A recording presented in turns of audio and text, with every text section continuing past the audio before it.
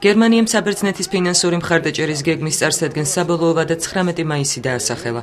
საბერძნეთი კვლავ საერთაშორისო კრედიტების მოლოდინშია.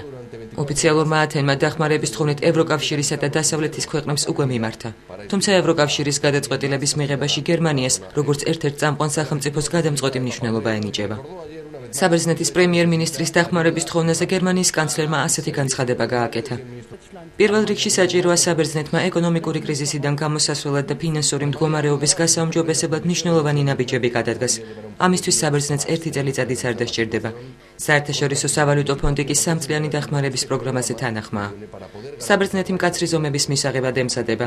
ათენმა ბიუჯეტის მილიარდი ევროთი შემცირების შესახებ უკვე გამოაცხადა. შემცირდა საჯარო სექტორის მუშაკთა ანაზღაურებაც. საბერძნეთის ამ გადაწყვეტილებას მთელი ქვეყნის მასშტაბით საპროტესტო გამოსვლები მოჰყვა. ბოლო საპროტესტო გამოსვლა ნავსადგურის მუშაკებმა გამართეს. ისინი უცხოური გემების საბერძნეთის პორტში ბერძენი პერსონალის დაქირავების გარეშე შემოსვლას აპროტესტებდნენ.